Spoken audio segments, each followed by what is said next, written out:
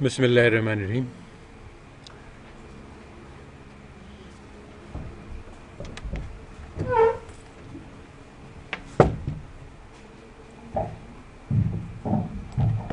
So today we will study the ISLM model, which is taught in conventional macro courses, and actually I had not planned to teach it because it's defective, but today inshallah I'll show you how to fix those defects. So we'll study the corrected ISLM models, alhamdulillah. Alright, so first we study the standard ISLM theory as it is taught in standard courses. So first note that Hicks was the one who created this model, and later on he said that there are serious problems with this model, so it's only good as a toy. So what are the problems? I'll just discuss these now, and then we will discuss these more concretely later. So first of all, this is a equilibrium model. By magic, all of the different variables achieve their equilibrium values. So this is one of the major reasons why it is hard to understand, because magic is taking place. So now that's one of the problems. How do you get there? This question is never answered. In the ISLM model, the money sector is separate from the real sector, and Keynes was actually trying to get an integrated analysis. So this is one problem. The role of uncertainty and expectations is ignored in ISLM, but it is central to Keynes. The IS and LM curves are independent of each other, but actually they interact, they move together. So that means you can't analyze them in isolation. Issues of what is exogenous, what is endogenous, these are ignored. This is one of the consequences of adopting an equilibrium approach. If everything is already in equilibrium, then what happens if one thing changes? You can't answer this question, because if one thing changes, then it will be out of equilibrium. So then the issue of what is exogenous, what is endogenous, what moves first and what comes later, this is not made clear. So basically we can boil this down to two things. One is that you need to have a very precise description of the causal sequence. What happens first, what happens next. That's not present in the ISLM model. The other thing is that once you put down a causal sequence, it will never be automatically, magically in equilibrium. So equilibrium must be achieved by some process. So you have to explain what happens in disequilibrium. So these are the two things. You need causal sequencing and you need disequilibrium analysis. Once you add those two things, then you can get a sensible model. And so that's what we will do. And this issue, causal sequencing and endogeneity, this is not understood by economists at all. So here, this is the standard ISLM analysis. According to the standard ISLM analysis, money is exogenous. Money is set first and the value is fixed. Now, this leads to, the first thing we look at is the investment function. How much, okay, so the LM curve is not the investment function. Okay. The liquidity of money is how much money do I want to hold? This is the demand for money. This is in the first graph. So now the interest rate is the opportunity cost of holding money. If I invest money in some place, I can earn the rate of interest. So the higher the rate of interest, the lower the demand for money, because I want to hold less and less liquid assets if I can get more money on investing it. So basically, so the LM curve on the right hand side is a collection of points at which you have equilibrium with respect to the existing amount of money. So there's a fixed amount of money. Let's say there's 1,000 rupees in the economy. Now take any amount of R and Y and say, suppose it is in equilibrium. We calculate. So now, if the interest rate goes up, the demand for money goes down. And so, and of course, the more the GNP, the more the demand for money. That's standard. So as R goes up, Y must also go up, because one of them is making the demand down and the other one goes up. So to compensate, they have to both move in the same direction. So this LM curve is the set of points RY at which the economy as a whole is willing to hold exactly the amount of money that exists. So if the economy is in equilibrium, then R and Y combination will be on this 45-degree line. It doesn't have to be 45 degrees, but any sort of upward rising line will be some equilibrium. It doesn't really matter what the shape of the line is for this argument. Okay, so basically this is one relationship between R and Y, which is describes the set of points at which you will have equilibrium in the money market. This is the other part, the IS curve.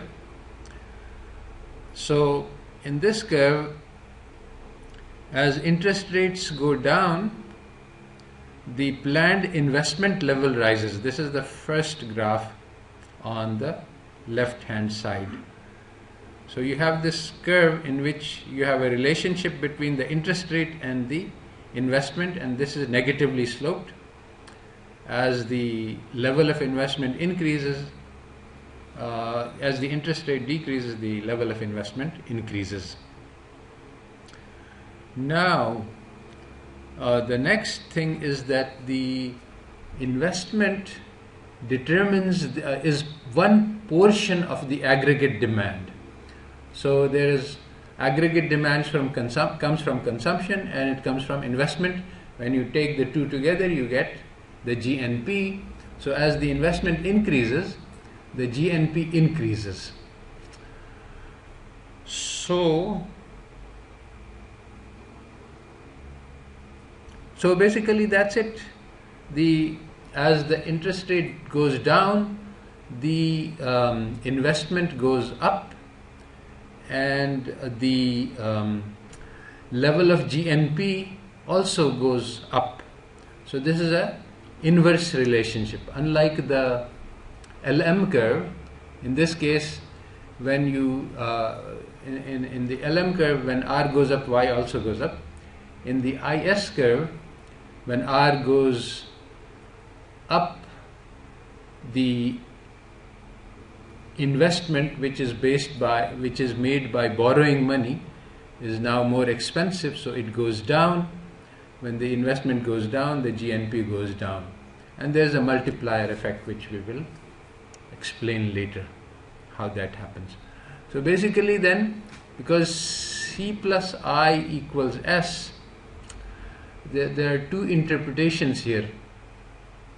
One is that consumption, you have Y is income, a portion is consumed and a portion is saved. Another way is to think of Y as production of goods. So when you are producing goods, you produce some goods as consumer goods and some goods as investment goods. So basically the C plus S equals Y and C plus I equals Y, and it turns out that if you will have equilibrium of I equals S.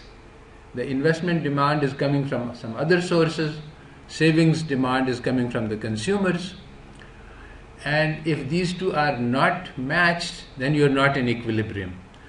Either the consumers will try to increase their savings or lower their savings, or the investors will try to increase. So in equilibrium, savings equals investments, and that is why this is called the IS curve, and you can derive the math of it. But basically the problem, and this has caused a huge amount of confusion, is that we are assuming that by magic equilibrium emerges. So people ask, well, yani, if you ask the question, how does it happen? Then you can distinguish. I mean, people are confused. How come savings equals investments? These two are different things.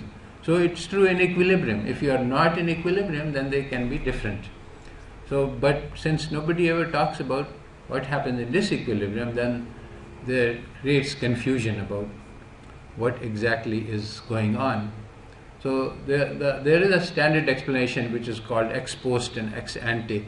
So consumers plan to save something, but at the end of the period, their plan is not realized because the investment is different, and ultimately they end up saving exactly the amount that the investors plan investing.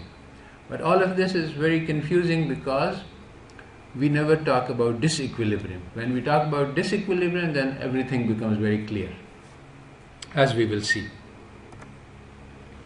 So let's put it together to get the ISLM model. So basically what happens is that the central bank determines the level of money. Then there is a combination R star, Y star, which are the equilibrium levels, but this is not yet determined. It could be at many different places. The other relationship, so this is the LM curve where at a number of, so there is one relationship between at R and Y which will create equilibrium in the LM, the liquidity equals money market. On the other market, the real side of the economy, the investment level is determined by R and Y. Your the amount you invest depends on the GNP level and also the interest level. Now, from once you have the investment, then there are two things which are simultaneously determined. There's investment is part of the aggregate demand. The other part is the consumption, but consumption depends on Y. So again, this is because of the simultaneity. Simultaneity always makes things confusing. So temporarily hold consumption to be at some place. Now you've got aggregate demand by adding C and Y. Now the GNP that you've got, this determines the consumption which we were holding in place. And so if you go back to the consumption and you calculate, is this really the amount that the people want to consume? So if it is matched, then you are in equilibrium. If it is not matched, then you have to adjust both consumption and GNP until both of them match.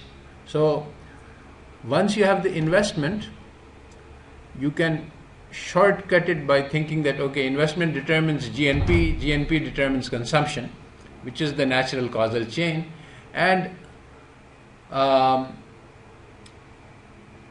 the two together must be in equilibrium. There are two relationships they have to satisfy. Y equals C plus I and C equals alpha plus beta Y. So these two relationships will give you two values from one investment. And if both of these equations hold, then there's only one value of C, Y and C which will result. Alright, so this is a magic equilibrium because everything just finds the right level so that all of the equations come out correctly. And all markets are automatically in equilibrium.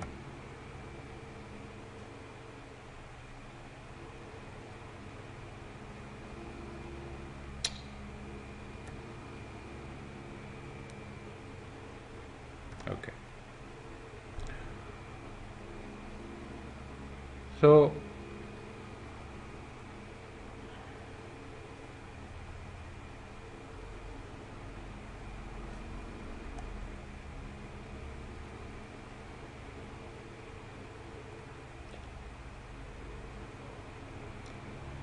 all right, so one problem in this model, which we are going to fix later, is that it doesn't have causal sequencing.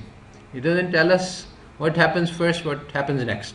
So sort of we can sequence it a little bit by saying that, okay, the money market opens first, value of money is set, and then that determines the interest rate, and that determines the investment.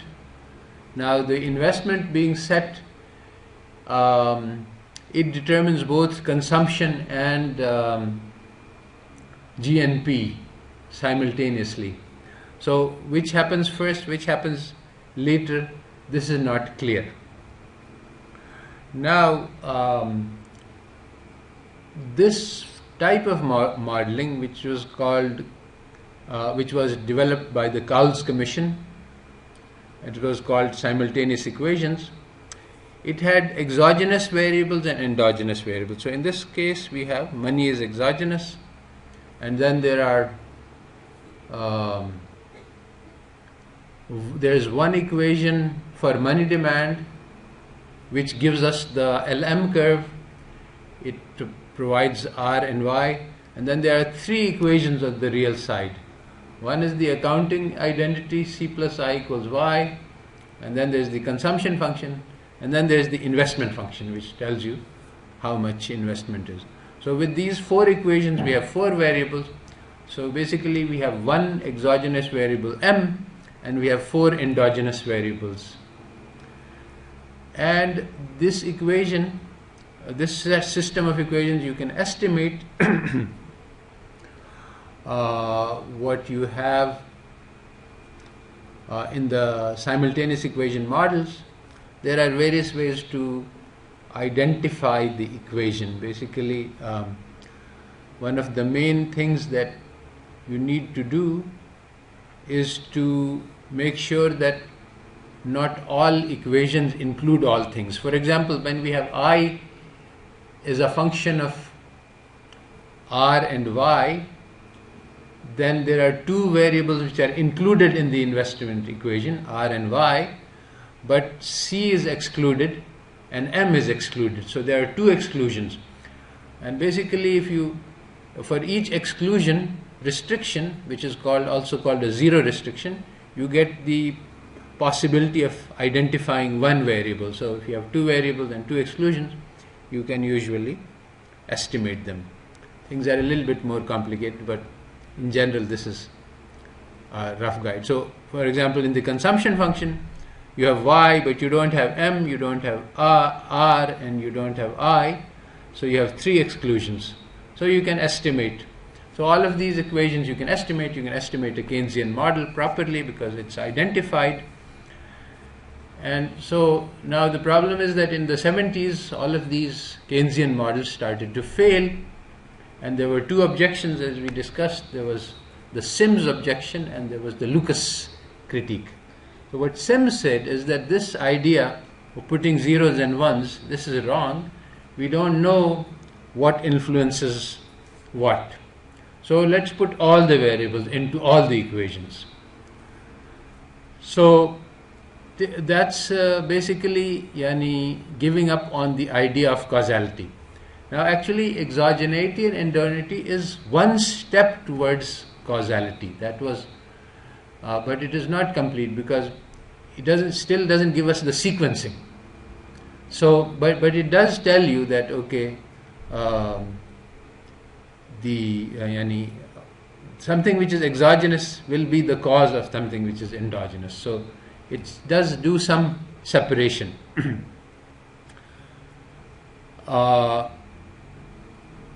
So the basic objection of Sims was that the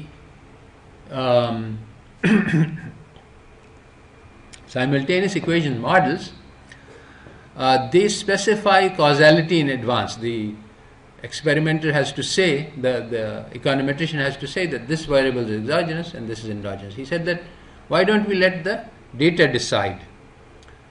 The problem is that in general equilibrium, all things are in equilibrium, everything affects everything else. So, just like you write the consumption function, C equals alpha plus beta y, but consumption is itself part of the aggregate demand which is used to determine y. So there are two relationships between C and y. So what is exogenous and what is endogenous is not clear. In a general equilibrium model, causality is never clear. So Sims introduced the alternative, the vector autoregressive model called the VAR model. In the VAR model, there is no causal sequencing. You have all the variables in time period t on one side and all the variables in lagged values on the other side. So everything can affect everything else. They say, let's start with this. That way we don't make assumptions about causality. Now, this leads to many absurdities which are going on today. So one of the theses that I had to judge was a VAR model which had rainfall and area under the crop and yield of the crop. So these are the three variables. Now you regress these on lagged values.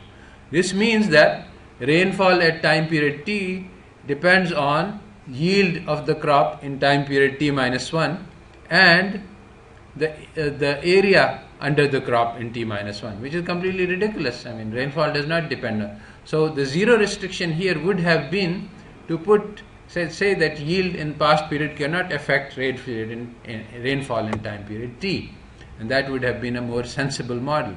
Now when you put in all of these, when you do the VAR modeling, then you make ridiculous non-zero restrictions. So that's one problem with the VAR modeling. And what that does is, it causes the problem of what we discussed, the dimensionality, the curse of dimensionality. If you have too many parameters to estimate, then the variables which are correct are very imprecisely estimated. And also the model gives ridiculous results in the sense that it's saying that, okay, if we increase our yield, that will increase the rainfall next year and that will have effect. So it gives completely nonsensical results. Why? Because you have said that I don't know anything about causality. So if you don't know anything about causality, then anything can happen. So taking out valid information of the model is not going to improve models. So, but even more strange is that even though what Sims was doing was to sacrifice the assumption of causality in order to get the correlations between the data, it turns out that the VAR model cannot even do what it is supposed to do.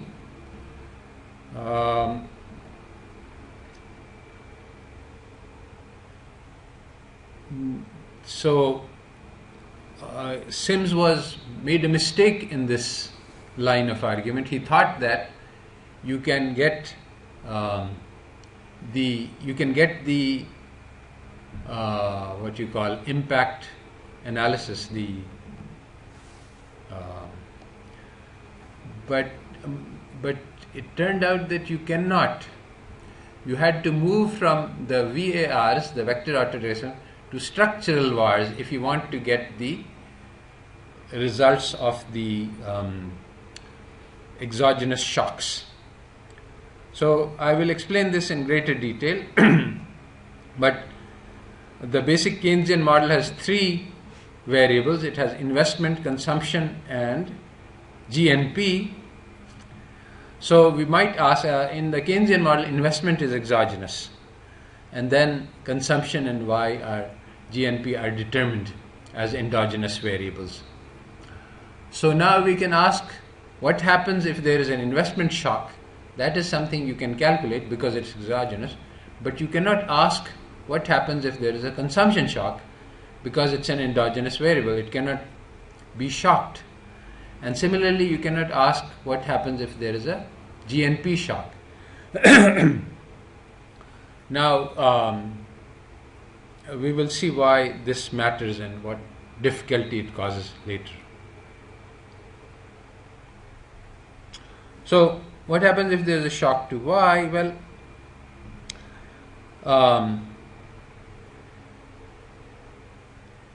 suppose we look at the accounting identity Y equals C plus investment, and we add a shock to that. So now this shock makes sense in the sense that you can interpret this as an investment shock. So Y equals C plus I plus E, which is an investment shock. Now what about the consumption? We have consumption equals A plus BY. Now the question is, this investment shock, does it affect Y first and then it affects consumption, or does it affect both of these variables at the same time? This depends on how the equilibrium is attained. So consider first the causal chain, that E first affects Y, as we have in the equation in the accounting identity, and then this affects consumption. So if the shock comes through Y, then you have C equals A plus B times consumption plus investment plus the exogenous shock. So then the shock, the effect of the shock is B times the shock. But this ignores the fact that there is another relationship between C and Y, and somehow that also must be adjusted, because now when we have added this, then the equilibrium between C and Y has been disturbed. So the alternative to that is to say that, okay, let's trace the relationship between C and investment directly, so that we can transmit the investment shock directly to the consumption. So if we do that, then we can say C equals A plus B times consumption plus investment, replacing Y by its definition. And now then we can solve for investment, because then we get A plus B C plus B times investment. Now I can take C to the other side and I get 1 minus B times C equals A plus B investment. And now I get, if I divide through by 1 minus B, that C equals A over 1 minus B plus B over 1 minus B times investment. So now if there is a shock to investment, it will be multiplied by B over 1 minus B and not B.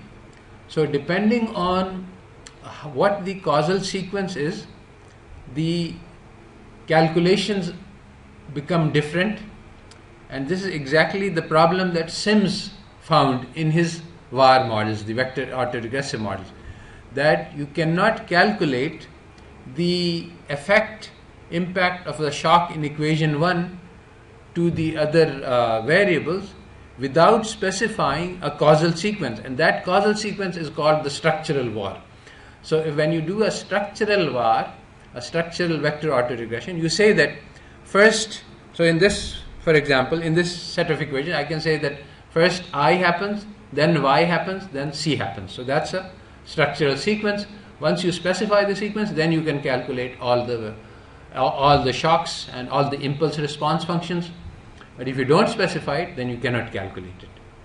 And different ways of specifying it lead to different impulse responses, which means that the problem that Sims was trying to avoid cannot be avoided. You have to specify the causal sequence.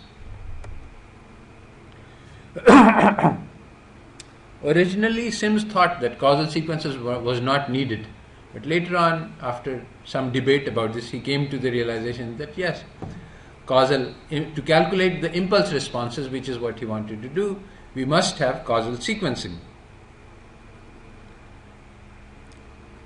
So if we look at these two equations, I'm going to just show. C is equal to A plus BY plus E. and y is equal to c plus I plus f. This is kind of a Sims type VAR model with the I being exogenous, and so you have two variables c and y and two shocks e and f. So now we ask the question, what happens if e changes? Technically it doesn't seem like a difficult question. You can do the calculations and trace what happens, but there is a problem that is hidden. That's why Sims didn't spot it at first. Are we authorized, if we assume that E and F are independent, then there is no problem. We can go through and do the calculations and everything works fine. But are we authorized to assume that E and F are independent shocks? Why couldn't they be correlated? There is a system, there are some shocks coming in. We haven't even said what these shocks are. Maybe the same shock is happening to both variables.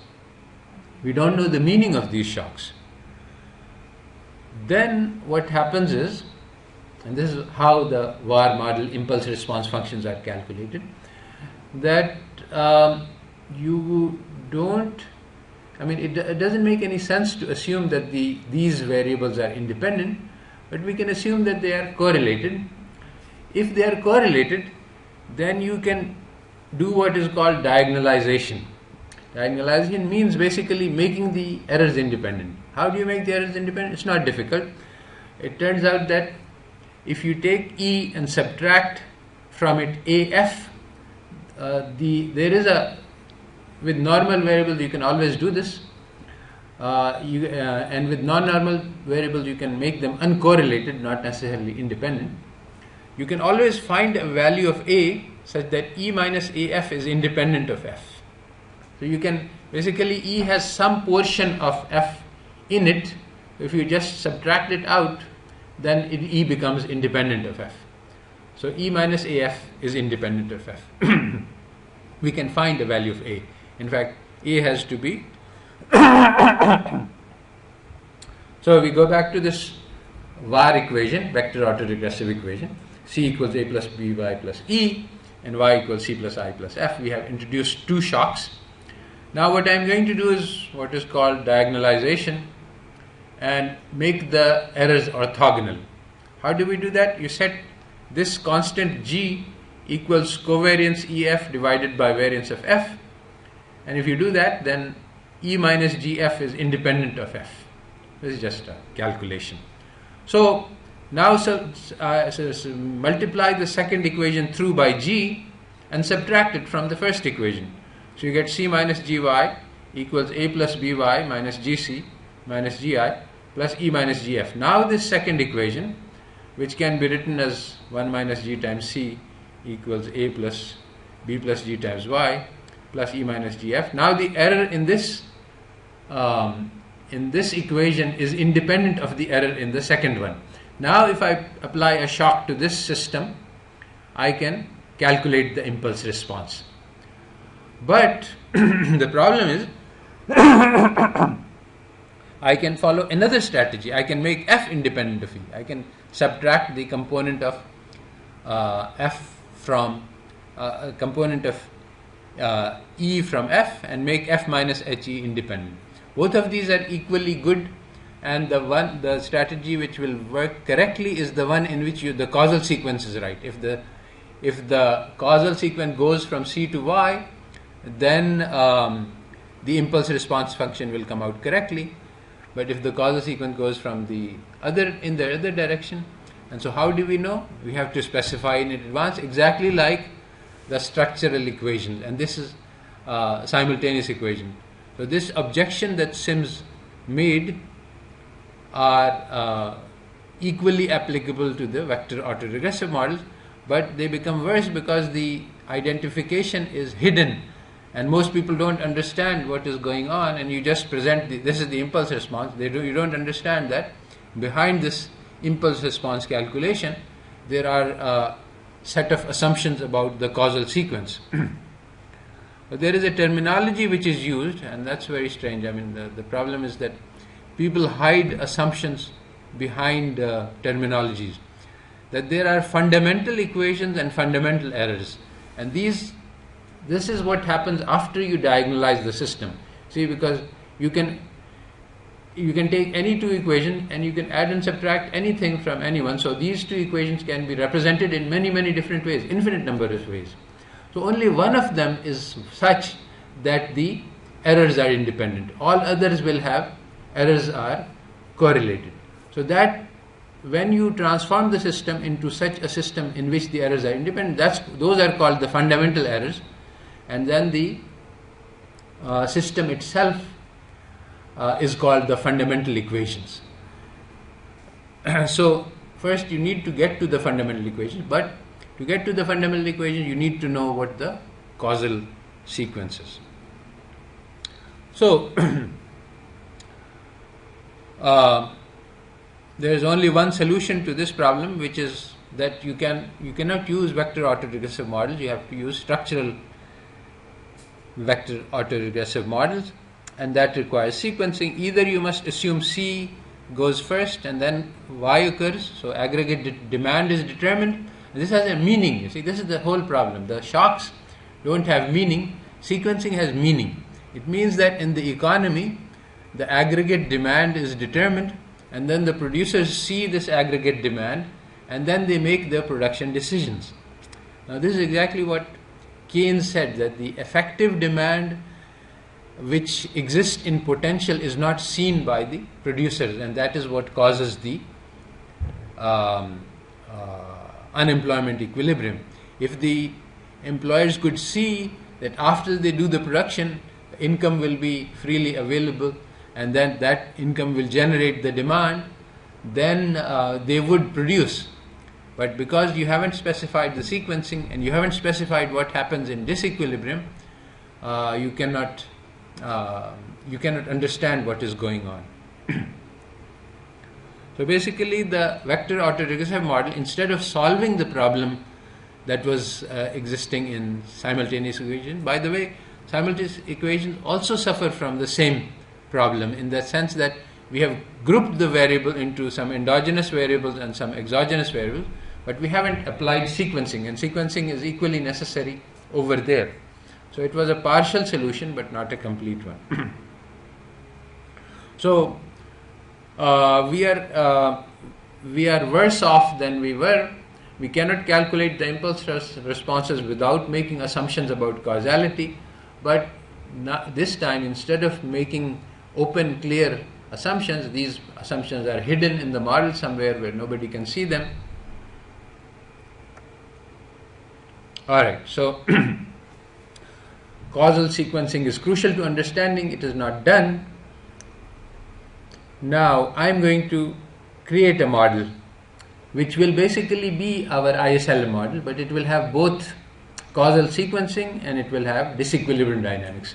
And then we can actually understand this model, unlike the standard ISLM theory, which nobody can understand because it is not understandable. Because they say, okay, there is this famous cartoon that professor is doing calculation. He says, okay, A and then B and then magic happens, and then we get here. So the students ask, well, can you tell us something about what happens in this magical step? So there is nothing. So basically, this is the thing that, so I'm going to say, so first thing which happens is that the monetary authorities set the discount rate. Alright, that's what I do when we go to the Monetary Policy Committee, we set the discount rate. Now the second step that happens is that the amount of money gets determined endogenously. So this is different from the Keynesian model. In the Keynes, the supply of money is set first, and that leads to the interest rate being set via the demand mechanism. But actually, we have an endogenous money model. In endogenous money, the amount of money is created in response to the demand for money. And so basically, once the interest rate is set, then the investors want to invest. They want to borrow some money in order to invest, and the amount of money they borrow will be more or less according to the interest rate. However much money they want to borrow is created by the banks. So this is what the endogenous money theory says. Now, one more thing that happens is that the investment is supposed to depend on GNP, but GNP has not yet been determined because at this time we are. So, how can the investment depend on GNP? In a simultaneous equation model, everything happens at once, so it can, but logically it cannot. So, what would the investment be based on then? Actually, Keynes answers this question. He says that the investment is based not on the actual GNP, but on the forecast that the investors have about what the GNP will be tomorrow. So now our investment is based on forecasts for next year's GNP. Now it is no longer simultaneous, it's correctly sequenced causally. Now, in equilibrium, these expectations will be met. Exactly that will happen that you thought would happen. And in that case, you will keep on doing what you are doing because what you are doing is the correct thing to do. So if that's how, we replace the forecast by the actual, and then we can do the calculations, and if the calculations come out, then you have your equilibrium solution. But that's magical, because why would your expectations be fulfilled? But the problem is that when you do this, it leads to, first of all, massive confusion in terms of understanding. How is it happening? Nobody can explain. How does equilibrium emerge? Economists don't know. And it leads to problems with the impulse response function. You can't calculate the impulse response function unless you specify what happens first and what happens next. Alright, so this calculation we have done already. This is a standard calculation. We have C plus I equals Y and C equals A plus B Y. These are two equations. So basically in this sequencing that I am doing, the money market determines the investment without any relationship with the real side. This is different from the ISLM curve now, because in the ISLM curve, the Y that is being determined in the real sector is coming in to the LM curve, because the investment depends on that Y. So that's why the IS and the LM curves are mixed up and they interact with each other, and that is causes problems in both understanding and in theory. So now we have separated, because I didn't use any variables from the real sector. I used a forecast that the investors make about what will GNP be, and actually what Keynes says is that the investors have animal spirits. They don't really, they might be very gung-ho about the future is going to be great, and so they might have a high forecast which doesn't necessarily, may not be anchored to reality. It may not be related to what's happening in the past. They might say that, okay, a lot of investment is coming in from China next year, and that's going to make the economy boom. So even though the past GNP is not very bright and the growth rates are very bad, they might have a very high forecast. So anyway, that's what Keynes said. It doesn't matter for us. For us, in terms of what is happening, is that I have separated the sector of the money sector from the real sector, and the money sector determines the investment without any reference to the real sector. Now, once the investment is determined, then we have two equations in the real sector. One is that C plus I equals Y, and the other is C equals A plus BY. This is called the structural form. Consumption is depending on Y via the consumption function, and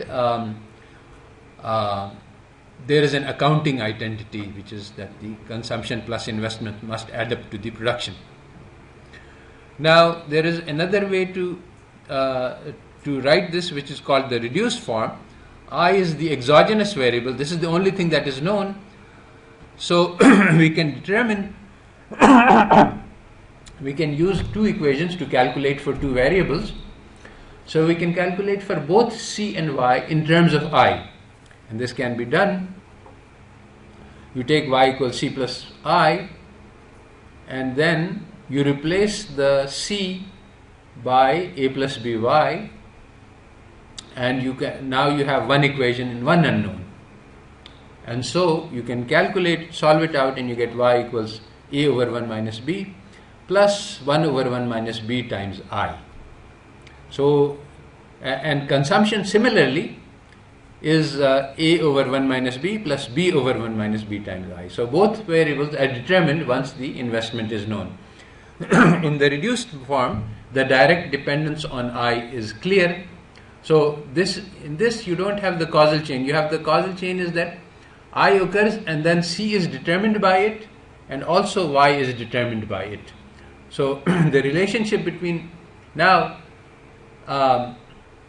in this, because we have solved it algebraically, it is automatically guaranteed that C will be equal to a plus by. The consumption function will hold. But this consumption function holds accidentally, in the sense that the causal chain is from, once the investment is determined, it determines the consumption, it also determines the investment. And this is where you see the multiplier. Y equals 1 over 1 minus b times y. B is the marginal propensity to consume. If it is, for example, 0.9, 90% of your income is consumed, then 1 over 1 minus 0.9 will be 1 over 0.1, which is 10. So the multiplier is 10. If you increase investment by 10 units, your impact on GNP will be 100 units. But this is not very satisfactory, because again we are having C and Y being determined by magic. So basically, you see, if two things are tied together, then it cannot be, this kind of causal pattern is very difficult, that I determines C and I determines Y, then the two are related by I, but they should not have any link between each other. So this kind of structure, although the equations show it, but in reality this violates causal laws, that if Y causes C, which is what we think, that the consumption is determined by Y, then this kind of structure is not possible. Or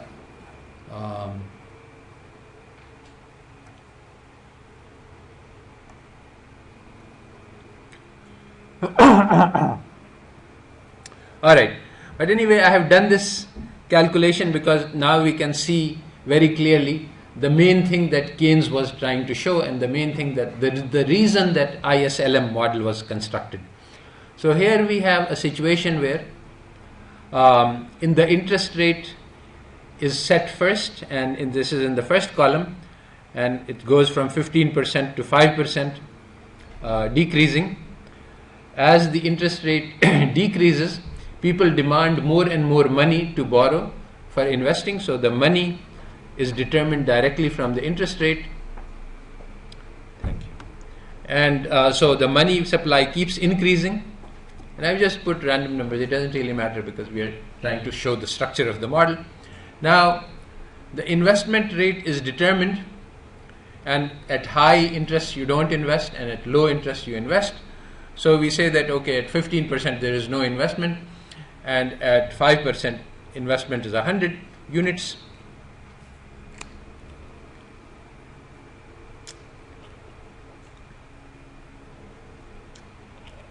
Now this is still a magical calculation. Later on I will show you non-magical calculations.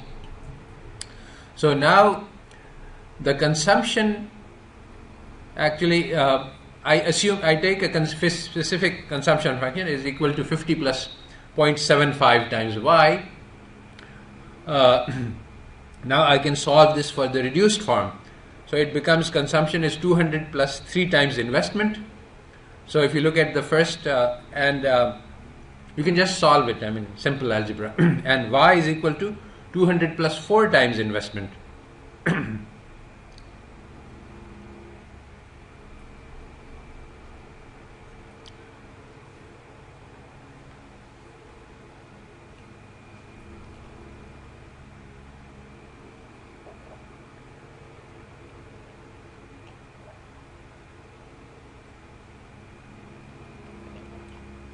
So if I just use these calculations, I see that as investment goes up, consumption goes up, and Y goes up.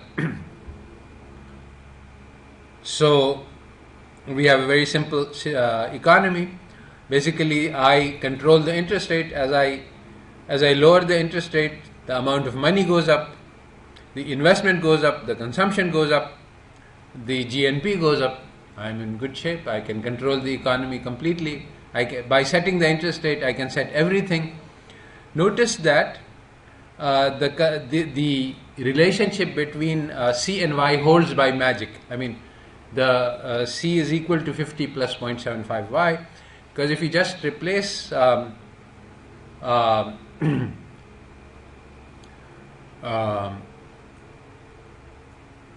if you look at the consumption function, if you put 0.75 times Y, 0.75 of 200 is 150. So you get C equals 200, and then 0.75 times 200 plus 0.75 times 4 is 3. So basically you recover the relationship of the consumption function. So automatically these C and Y are in the relationship of the consumption function that has been hidden in the background. Now the question is, what should I set it? Obviously I should set if I'm in the monetary policy, I should try to maximize the GNP. So I should set the interest rate at 5%, and that will give me a GNP of 600. But there is a problem. The problem is that what is the maximum amount of GNP that can be produced? That is called the potential output. So let me make a very simple assumption that the labor supply is at 40 units and Y is equal to 10 times the labor supply. So if labor supply is 40, then the maximum potential output is 400. You can't make more than 400 because that's all the labor that you have. So potential output is 400, and now you see that at 10% interest rate, we have exact match. The output is 400 and the potential output is also 400, and there is no output gap. If you have now, so suppose I set the interest rate at 15%, then the output will only be 200, but the potential was 200, so I will have unemployment. 20 of my laborers will be unemployed. If I set the output at 12%, then money will be 400, investment will be 30, consumption will be 290, Y will be 320. So there will be an output gap of 80 units. About 8 of my workers will be unemployed. So as I keep lowering the interest rate, I will cause an increase in the output. I will lower the output gap until I get to 10%, which is 400. Now if I increase above 10%, if I say, oh, this is wonderful, my economy is working well, let me cut the interest rate even more, then what will happen is that the output gap will go negative. Now the production will be higher than the potential output. So a little bit can be achieved usually. I mean, output gap can be negative for a while by making the workers work overtime and by various kinds of things that you can do. But ultimately, too large an output gap on this side is not sustainable, and basically what happens is that you start getting inflation, because now you have more money available in the system, and the amount of output you are getting is not enough, because you are now all the resources are employed, and so you can't produce more. So, but the money is cheaply available, so that leads to inflation. So this is the basic Keynesian model, and this is how monetary policy is conducted in the world today. That you try to find the discount rate at which the output gap is zero. If the output gap is too high, then you start getting inflation. If the output gap is too low, then you start then you have unemployment. And this is the Keynesian model. Now, there are some things that are not part of this model which need to be brought in. What is the role of credit? Inflation we haven't discussed. I mean, I've talked about inflation, but this is not part of the model. So we should have wages, prices. What happens to the wages and prices actually when we look at the monetary policy decision? We are trying to forecast what the inflation is. There are expectations about inflation which matter. So a lot of variables are not part of this system, but the basic causal mechanism is sketched out, and the basic theory that you have to have the money supply at the right rate so that you have zero unemployment and zero inflation. If you increase money beyond that amount, you will start getting inflation because the economy cannot produce that much, but the money supply will be expanded. If you restrict the interest rate below the full employment level, if you increase the interest rate, or if you restrict the money supply, then you will get a contraction, a recession. The economy will not be producing what it can. Now, this is just a picture of the same data that we had in the last. As you increase the interest rate, your investment, which is the blue line, keeps going down. The red line is the consumption and the green line is the investment. So we can get anywhere. Suppose the potential output is 500, then what we would want is to set the interest rate at 8% in order to get full employment.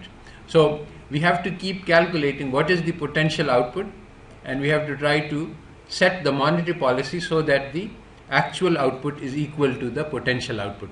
Now this is the Keynesian theory is very different from the free market story, which says that the government does not need to do anything and full employment will automatically be achieved. So here the government has to be very much on its toes. It has to calculate what is the potential output, and then it has to set the monetary policy at exactly the right level so that it doesn't get inflation and it doesn't get unemployment. The standard Keynesian result is you can use either monetary or fiscal policy to create full employment. You have to estimate the output and then do the monetary policy correctly. Now, Keynes said that monetary policy may fail to achieve the effect, and in that case, fiscal policy is much more sure. What is fiscal policy? Fiscal policy involves the government doing investment on its own. So, by changing the value of I, we can always get to full employment. But by changing the interest rate, we may not, and I'll explain why. There are two cases where you can have monetary policy fail, and these graphs show that. One is called the liquidity trap. The liquidity trap happens when the investment does not respond to interest rate. This graph is not so clear, but basically the bottom line is the investment, and I have made it so that if the interest rate is 5%, then the investment stops responding to it. So it's flat between 0% and 5%. So once that becomes flat, then the GNP also becomes flat, the red line, that's pretty clear. So below 5%, since investment does not change, you can have a very loose monetary policy, but the amount of potential investments there is limited, and so even if money is freely available, you don't have factories to build, so you just build whatever is possible. So then because this is flat, so now if the potential output is the gray line, then you cannot reach it. So even though you cut interest rate to zero, you cannot achieve full employment. So for that, again, so if you directly invest, if the government invests, then it can achieve it. The other is called the zero interest trap, which is something which happened after the global financial crisis. So if the potential, so here the interest rate is completely responsive. I mean, investment, the curve is exactly as before, but the potential output is so high that even at zero interest you're not there. So you need to make your interest rate negative, but you can't have negative interest rates. So then you can't achieve full employment even at zero interest rate. And this is what happened in the Great Recession, which just happened, that the central bank kept the interest rate at zero but did not achieve full employment. So because monetary policy works indirectly, it can fail, but if you directly invest, then you can achieve full employment. So this is the picture of how the fiscal policy works when the government invests directly.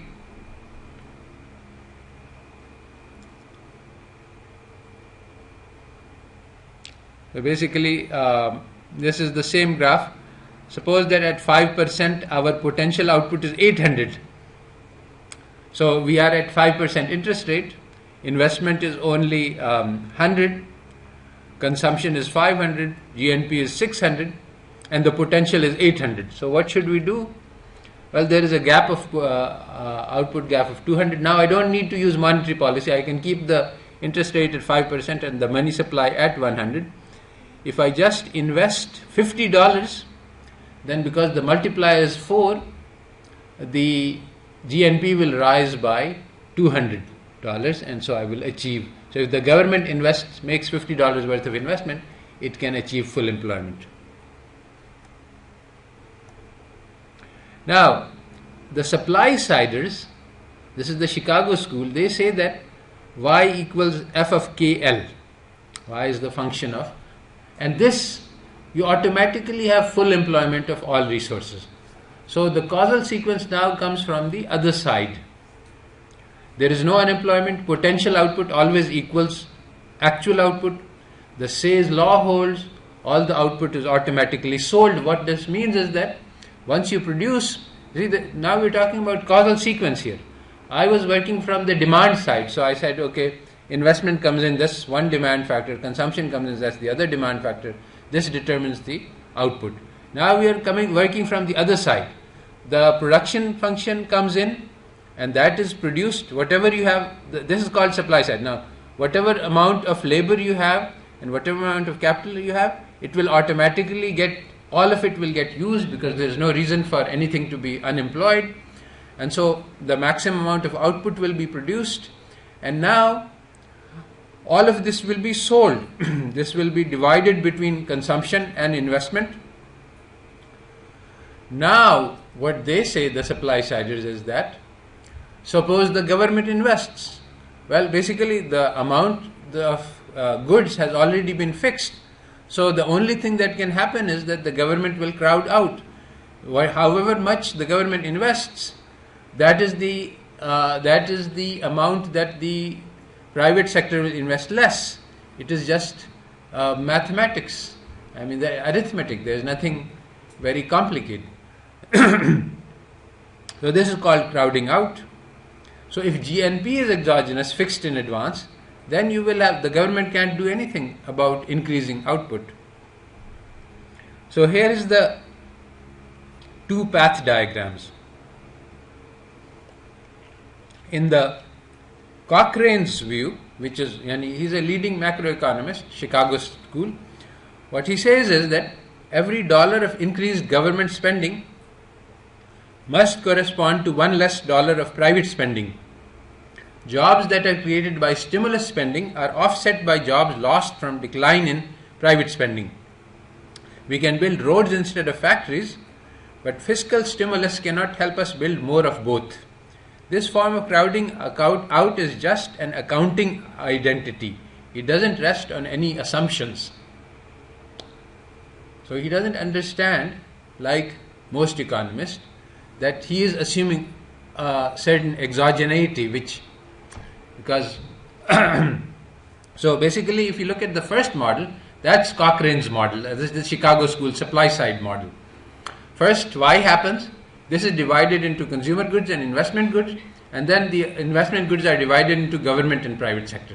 So now exactly what is written, which is what he said, is true.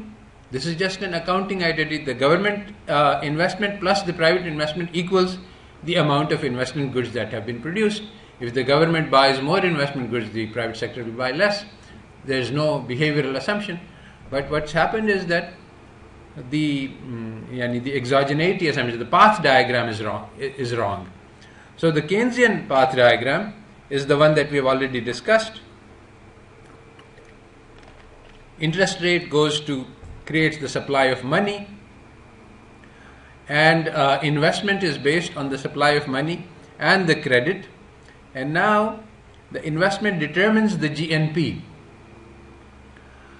Now there is a feedback from GNP to investment in the standard ISLM model, that investment also depends on, but we can't have this kind of feedback because that creates the simultaneity. So what I've done is I've made this red arrow that yes, investment depends on GNP, but not on actual GNP, but on the expectation about the GNP. So then it can be separated. And similarly, the GNP is now produced, and from that the consumption takes place. Now when the producers are making their goods, again they have to anticipate what the demand is, but they don't know the demand is because the consumption is not taken place yet. So what do? They anticipate, they have some expectations about the consumption.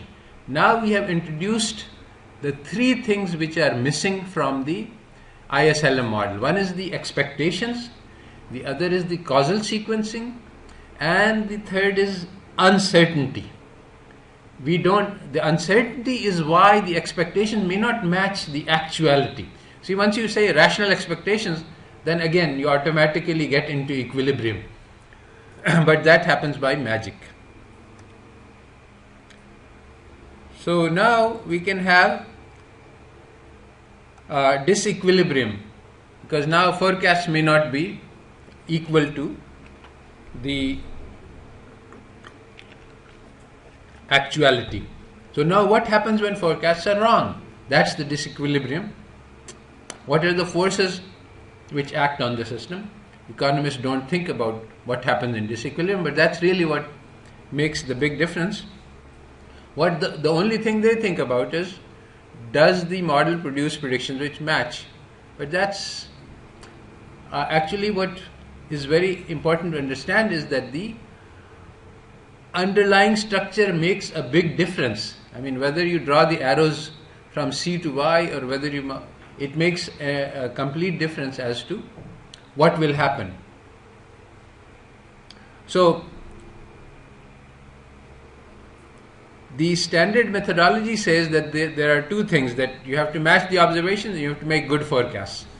Now the methodology that I'm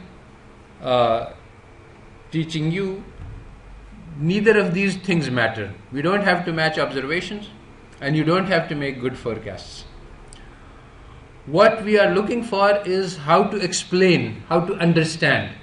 So we can understand that, okay, investment affects, that the interest rate is set and it affects investment, without having a very accurate numerical understanding, and while knowing that there are many other factors which come in, so that if I want to make a forecast, I will not be able to do a good job.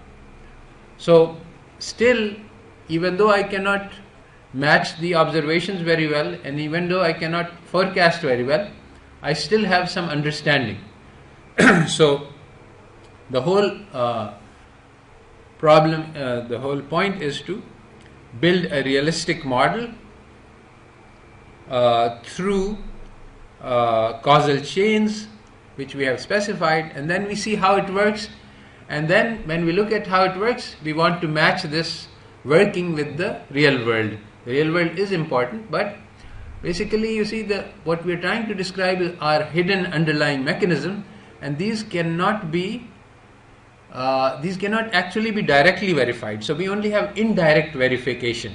If there is a match, then we are hopeful that we have got the right thing, but sometimes there is a mismatch and then we see, oh, there must be some mistake. Then we go and look at where we can fix things up, where things are different.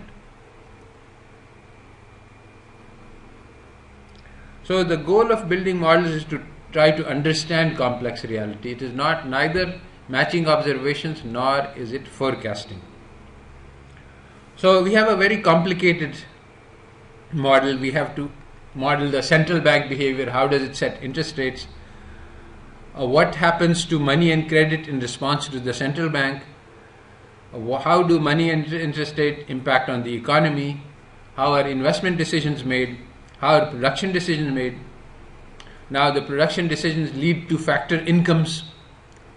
The laborers earn and the capitalists earn. And then how is this money spent? This creates the aggregate demand. So now I am going to build such a model and demonstrate it, and hope that, and the goal here is that, oops, यहाँ पे Excel है, अच्छा ये रहा.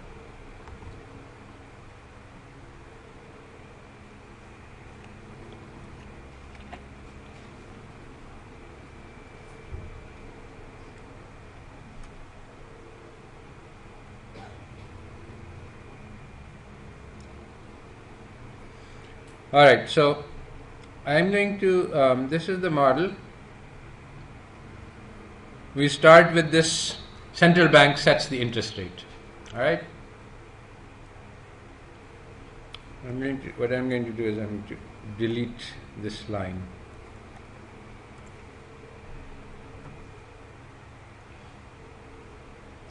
Okay, central bank sets the interest rate. Now the next thing that happens is that the investment decision we need to make. But the investors need to know what the forecast is for the next year's GNP. So let's assume at random that they think that it's going to be 400. The GNP will be 400. So now what they will do, I have made an arbitrary assumption that the investment function is 1/4 of the production of the anticipated GNP. So B3 divided by 4, 400 divided by 4 is 50, minus 500 times the interest rate. So this is a very bad assumption. I mean, it's a linear assumption, but I've just put something in. I would like you, in the exam, I'm going to give you an assignment to work with this model, so you can try to make better investment function assumptions.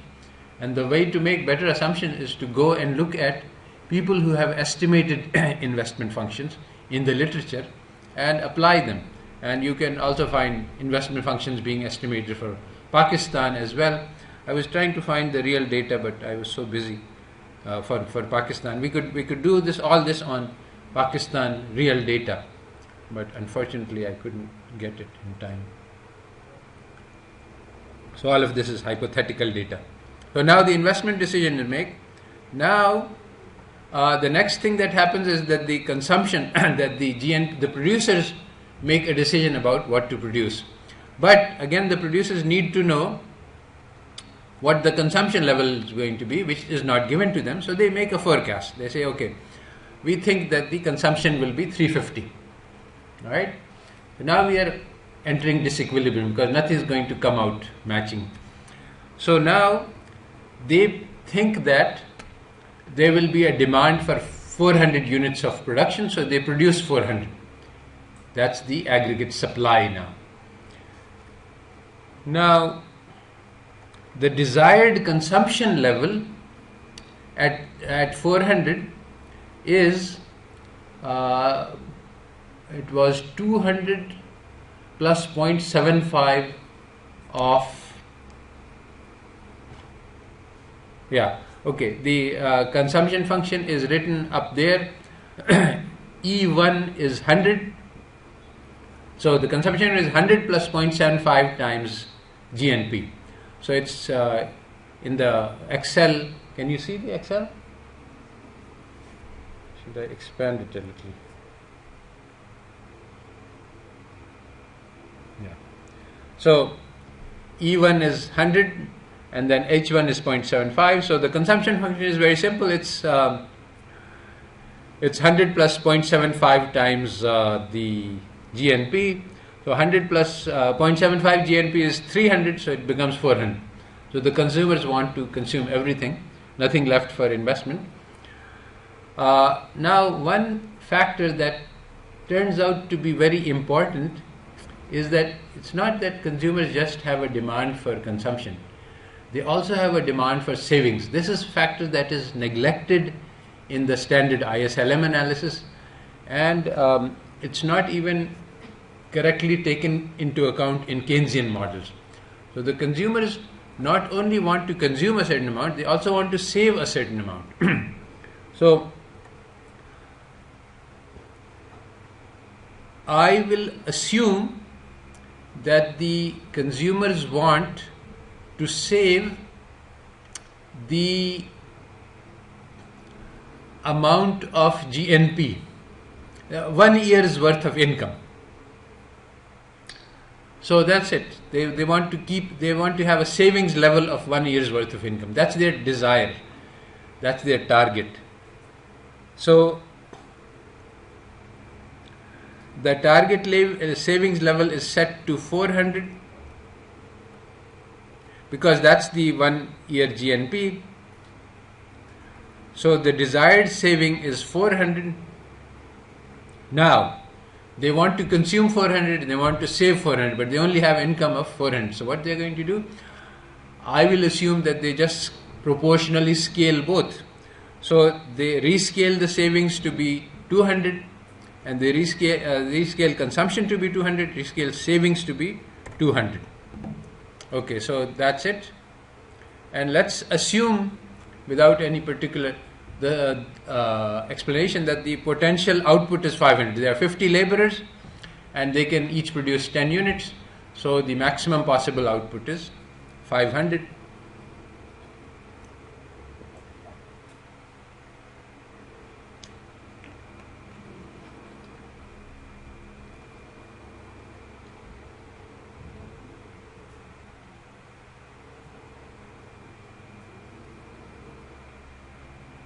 Oh, I made a mistake here in these calculations.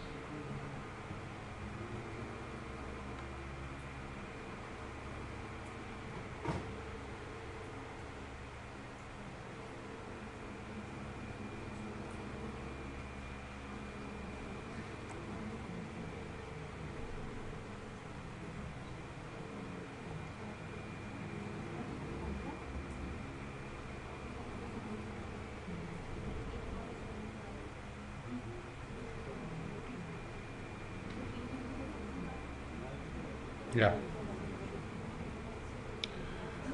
Basically, what the equation in Excel is telling us here is that I take the sum of the desired savings and the desired consumption, which is 400 plus 400, F3 plus H3, that's 800. And now I just divide the available production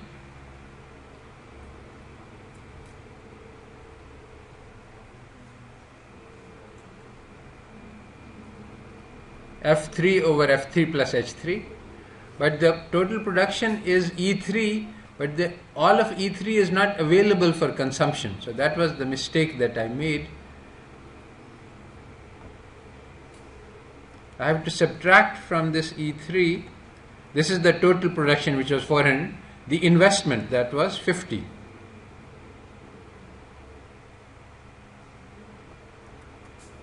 So the amount of goods available for consumption is E3 minus C3, that is Y minus I.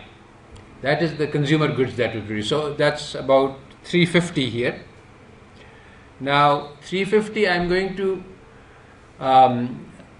take F3 and H3, which is my desired consumption and savings, and I take the desired consumption divided by the sum of the two, and that's the part that I'm going to give to consumption. And then the other part, what happened here? Oh, by accidentally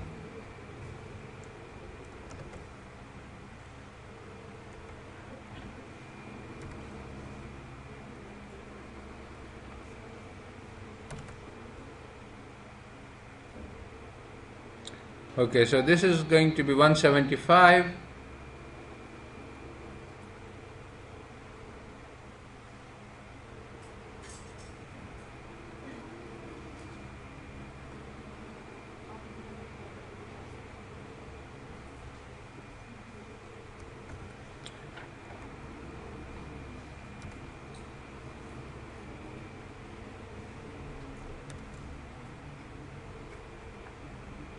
And that's also going to be 175. So I made a mistake in this calculation, and that I took the whole GNP as being available for consumption, but it's the whole GNP minus the investment that's available for consumption. So now I have the savings is the consumption was 175, savings was 175, total consumption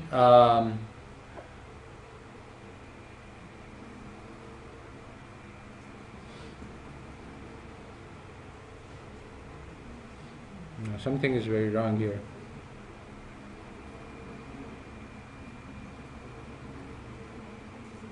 No, nothing's wrong. Okay. Yeah. There is a, yeah. So, this was because it's the first period. So basically what happened in this first period, because we didn't have the previous period coming in, is that the producer produced 400, but only 175 plus 50 was sold, because the investment demand was only 50 and the consumer demand was 175, because they saved 175. So this is Say's law in action. All of that money should have been spent on savings, on consumer, but the consumers, when they put it out into savings, then the demand suddenly collapsed. Now this wouldn't happen in equilibrium, and if in fact savings is coming in from the previous period, then it would not happen. Let us make it slightly better by reducing the desired savings to show how it works. So instead, target saving is 400. Suppose they already have $200 worth saved up. Then their desired saving will be only 200, and now they want to consume 233, and they only want to save 116. So now the potential output is this one, and the gap will be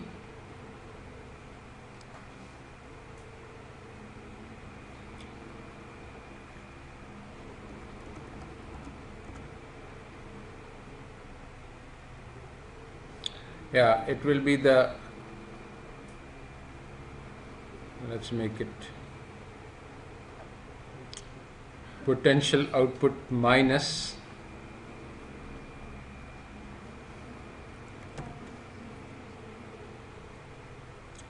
the consumption plus the investment.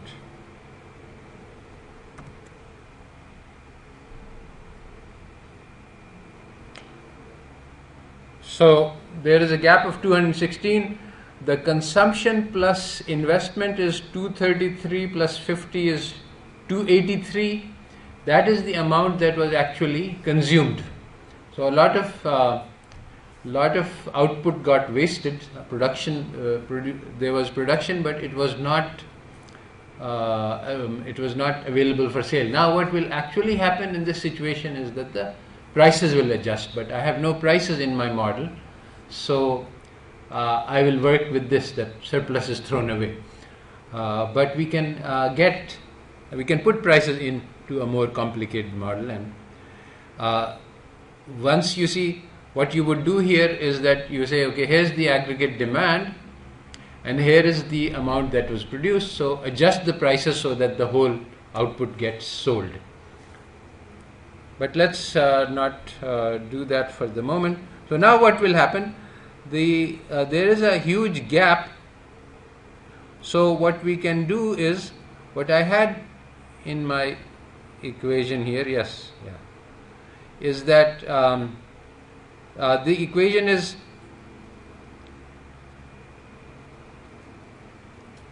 actually previously I had, this is actually how they calculate the output gap. They take the potential output and subtract from it the actual output. So now there is a gap. So now what is the monetary authority going to do? Is it going to raise the interest or is it going to lower the interest? It will lower the interest, yes. So actually I gave them a rule, which is that you take the previous interest rate, which is this, so equals this, and now I want to lower the interest rate, so I want to say minus the gap. The gap is around 200. I'm going to have to put in a lot of zeros to make the interest rates behave.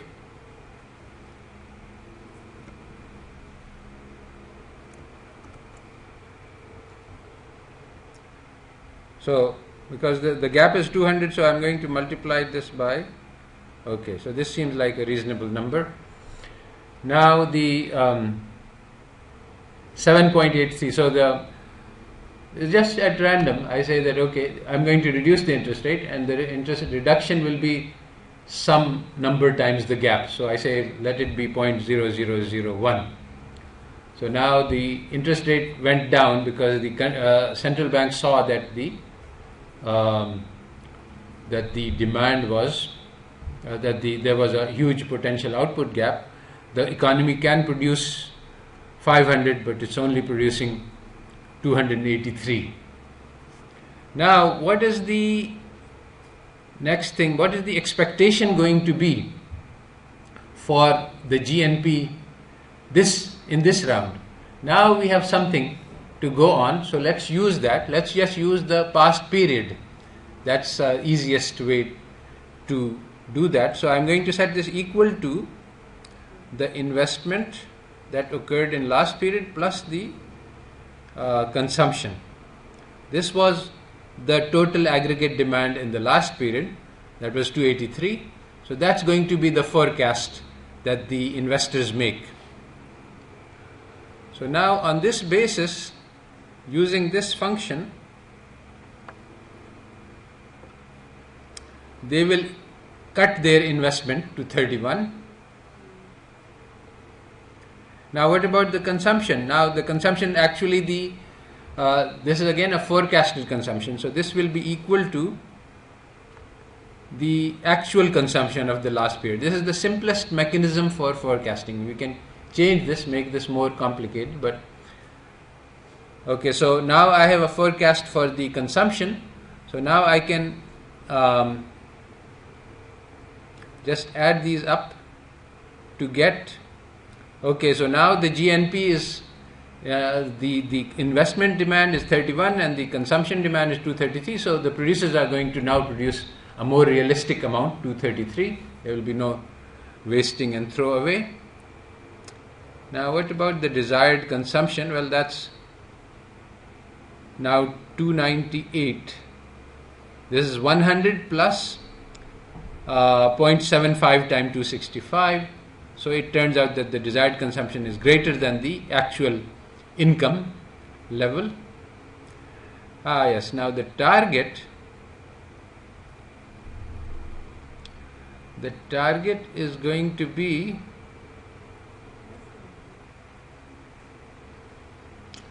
the previous target minus the saving that was done. So you're trying to achieve a certain goal. So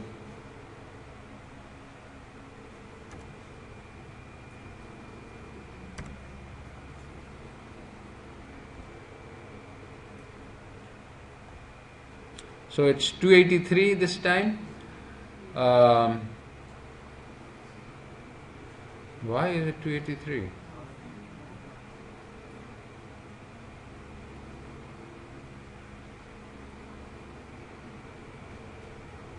Oh. Sir, we had 200 also. Ah, yes. Target will be just 400. Actually, you see, the target can also move up, but for the moment, I'm just saying that this is a short period static. If you have a growing economy, the target for how much you want to save can keep moving up. But for the moment we are... Also, one more thing that is happening here in the background, that is that the investment that you make will go into the capital stock, and the capital stock will actually increase your growth. But let's do a very short-term static analysis. So capital stock is being built, but it is not contributing to the production currently, just to simplify life. Alright, so now what is the desired savings? Yeah, desired savings will just be equal to the target minus the actual. So now it became 283. Why 283? Oh, alright, let it be 283.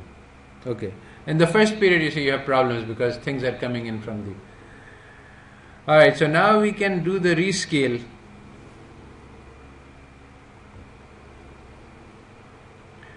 So now the consumption is only 119, because actually you see they desired to make 219.8 of consumption and 283 of savings.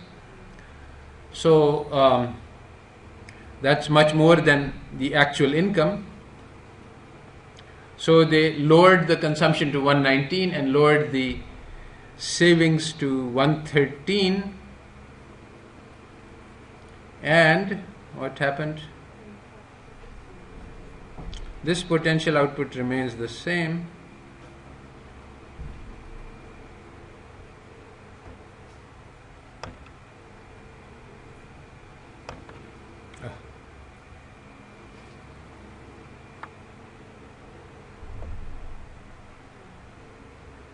And now what happens to the gap?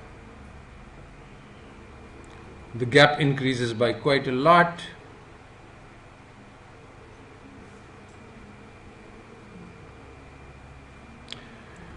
Now I have done all of the calculations once, so now we just see what happens when we repeat these. So now you see what happened was that the central bank cut the interest rate by quite a lot because the gap has increased, and then the things happened. The GNP, the forecast went down to 151. The investment went down, the forecasted consumption went down, the GNP production went down, the gap increased by quite a lot. Oops.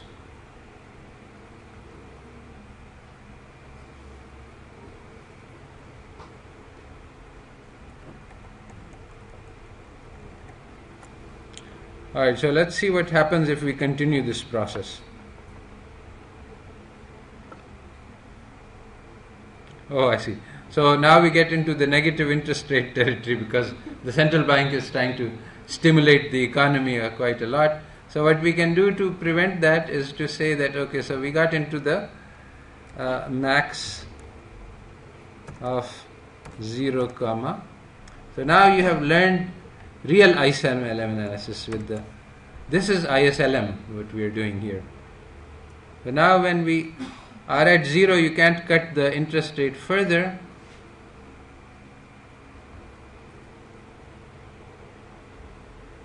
And so basically you get into the zero interest rate trap, but I think that some other things are not working out properly.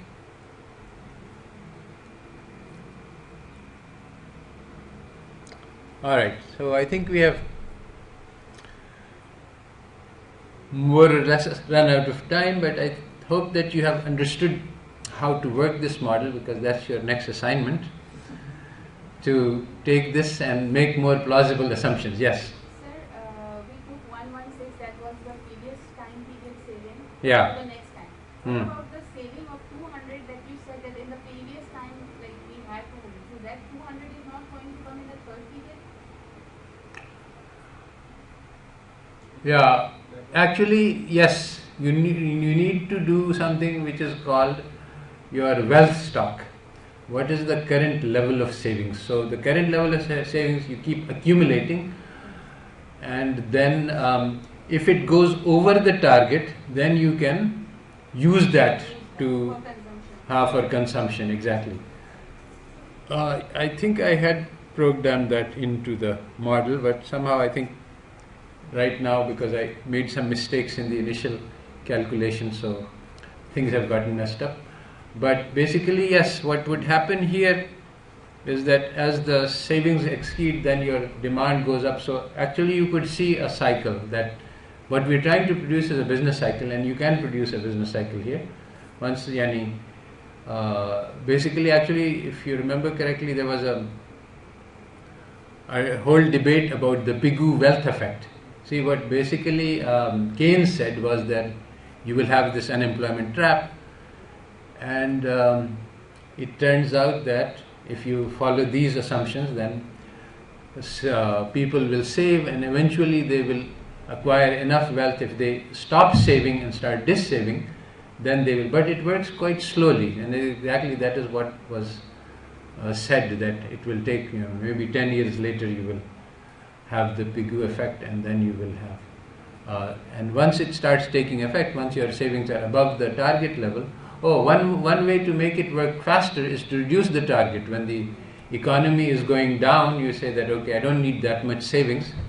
And so, actually this is going to be our assignment, to try to make more plausible models and make this thing work better.